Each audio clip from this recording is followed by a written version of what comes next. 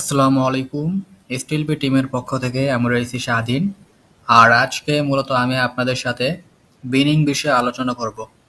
এর আগে আমাদের টেলিগ্রাম কমিউনিটি এবং ফেসবুকে এই বিষয়ে পোস্ট করা হয়েছিল, তো সেখানে আপনাদের অনেক রেসপন্স পাওয়ার কারণে আমরা বিনিং বিষয়ে কিছু একটা আনতে চাচ্ছি।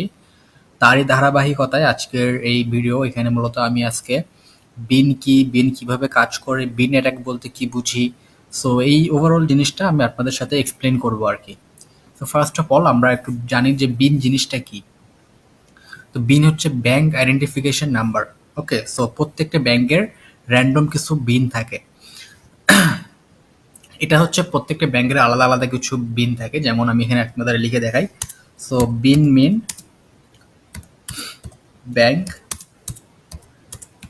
Identity, bank identification number. ওকে,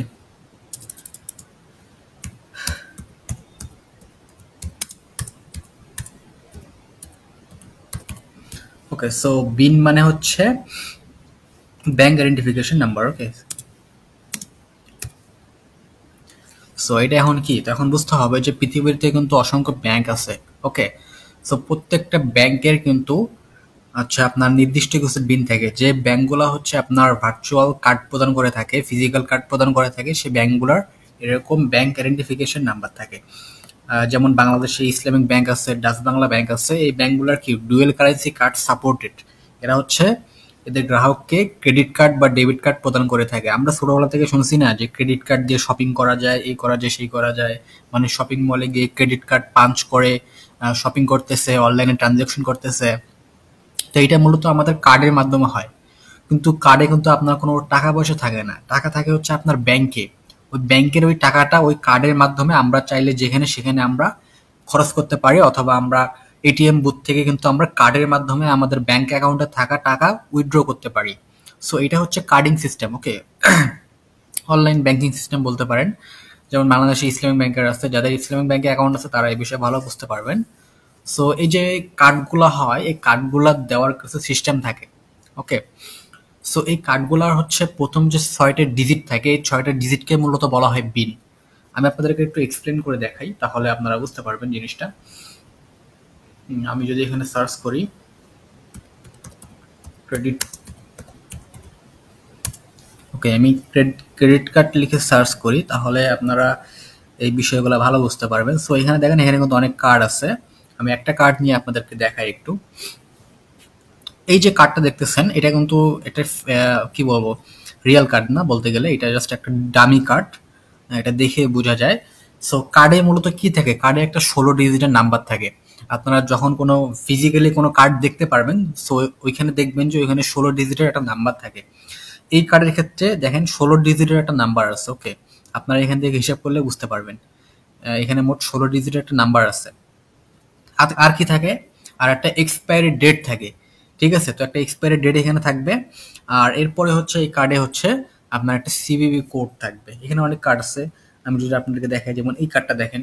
এই কার্ডের ক্ষেত্রে দেখেন এখানে কিন্তু একটা 16 ডিজিটের নাম্বার আছে। আপনার হিসেব করে দেখবেন 4, 4, 8, 4, 12 আর 4 হচ্ছে 16। এবং এই কার্ডে একটা এক্সপায়ারি ডেট আছে।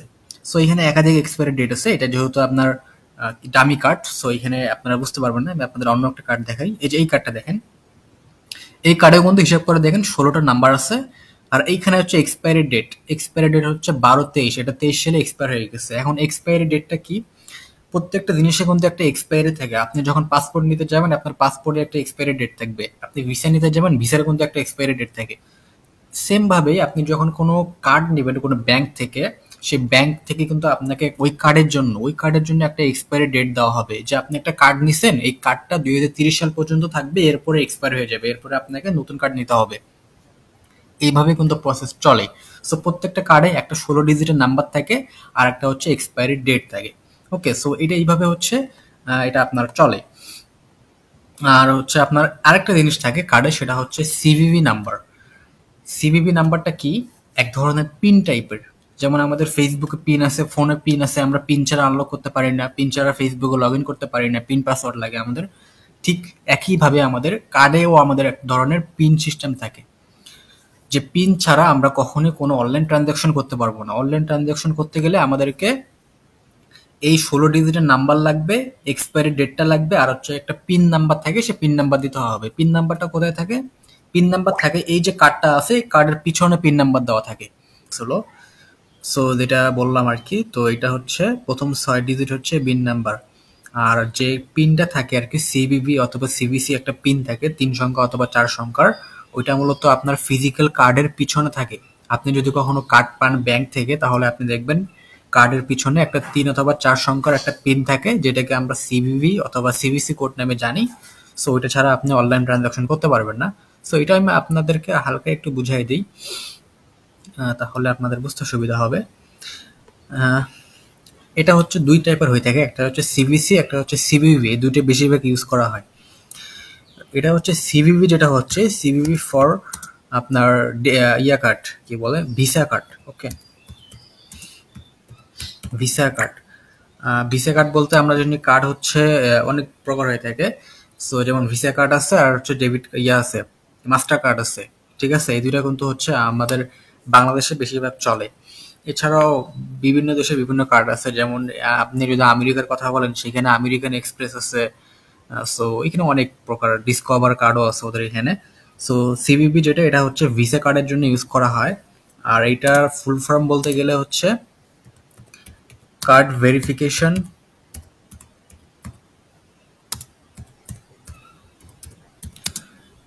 ভেরিফিকেশন হচ্ছে আপনার number, sorry, card verification value. Okay, এই দুইটা কিন্তু একই কাজ, সিবিবি এবং সিবিসি একই কাজ, দুইটাই হচ্ছে আপনার পিন টাইপের একটা আর কি, যাতে আপনার এটা সিকিউর থাকে। আর সিবিসি এটা মিন হচ্ছে, যদিও এগুলা এখন না বললেও হয়, কারণ এগুলা আসলে কার্ডিং এর অন্তর্ভুক্ত বলা যায়। সিবিসি ফর হচ্ছে আপনার মাস্টার কার্ড। ওকে,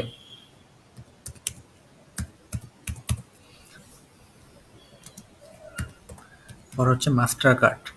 আর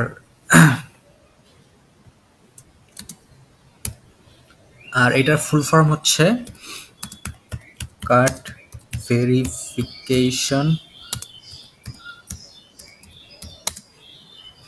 কোড। সো দুইটার ক্ষেত্রে হচ্ছে আপনার 3টা সংখ্যার একটা পিন নাম্বার থাকে। এর বাইরে যেগুলা আছে আপনার এমএক্স বা আমেরিকান এক্সপ্রেস, সেগুলো আবার আপনার 4 ডিজিটের কোডও ইউজ করে থাকে। সো এটা হচ্ছে একটা সিস্টেম আর কি, যে 16 ডিজিটের একটা নাম্বার থাকবে, এরপরে একটা এক্সপায়ারি ডেট থাকবে, তারপরে একটা হচ্ছে আপনার 3 সংখ্যা অথবা 4 সংখ্যার একটা কোড থাকবে, পিন নাম্বার। সো এটা আশা করি বুঝতে পারছেন। এখন আসি ট্রায়ালের বিষয়টা। সো ট্রায়ালের বিষয়টা হচ্ছে কি, বিভিন্ন ওয়েবসাইট আছে, যেমন ইউটিউব আছে, আমরা ইউটিউব চালাই না। সো ইউটিউব কিন্তু প্রিমিয়াম ফিচার আছে। সো প্রিমিয়াম ফিচারটা নিতে গেলে আমাদেরকে কি করে, 1 মাসের একটা ট্রায়াল প্রদান করে ইউটিউব, যে আপনি আগে 1 মাসের ট্রায়াল নিয়ে দেখবেন যে ওদের প্রিমিয়াম ফিচারগুলো কেমন। যদি আপনার কাছে ভালো লাগে, তারপরে আপনি টাকা প্রদান করে সেগুলো আপনি ইউজ করবেন। সো এটাকে হচ্ছে ফ্রি ট্রায়াল বলা যায়। তো প্রত্যেকটা ওয়েবসাইট, ম্যাক্সিমাম সাইট, সবগুলোই না, ম্যাক্সিমাম সাইট হচ্ছে আপনাকে ফ্রি ট্রায়াল প্রদান করে 7 দিন, 3 দিন, 1 মাস, 2 মাস, 3 মাস এরকম।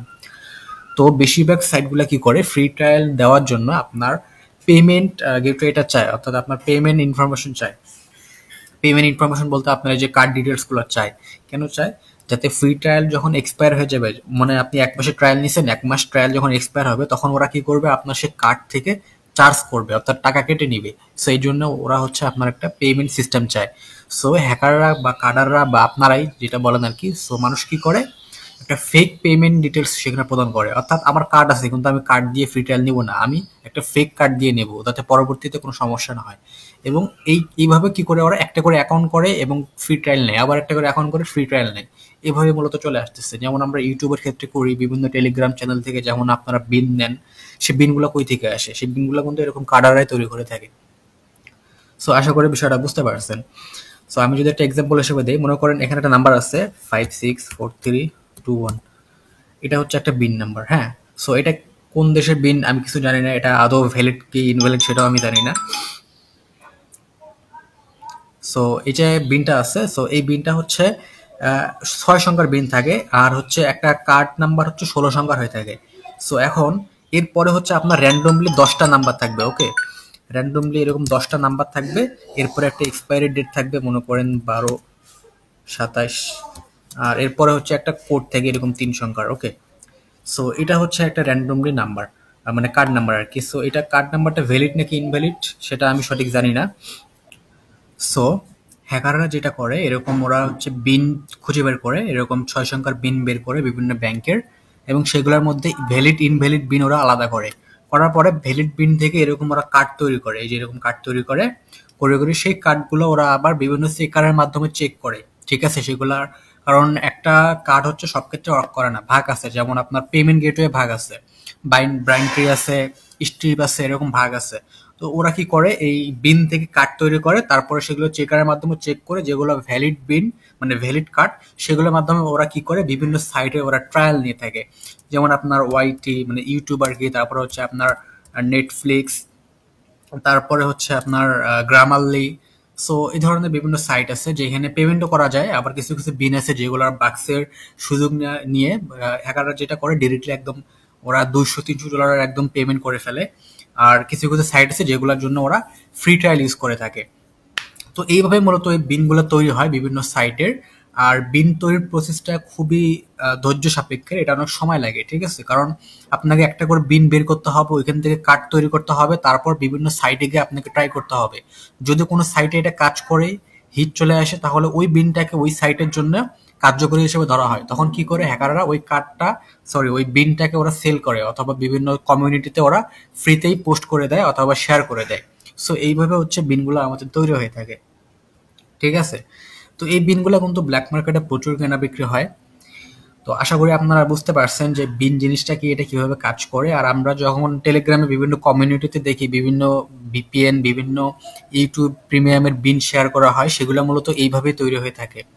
কারারা মূলত বিভিন্ন ব্যাংকের বিন উঠায় এবং সেগুলো থেকে কার্ড তৈরি করে এবং ইউটিউব এবং বিভিন্ন ভিপিএনে সেগুলো ট্রাই করে। ঠিক আছে? বিভিন্ন আইপি, বিভিন্ন প্রক্সি সেট আপ করে ট্রাই করে, এবং সেখান থেকে একটা ভ্যালিড বিন কিন্তু তৈরি হয়ে যায়। ঠিক আছে? তো আশা করি সবাই বুঝতে পারছেন। তো আজকের ভিডিও এই পর্যন্তই। সবাই ভালো থাকবেন। আসসালামু আলাইকুম।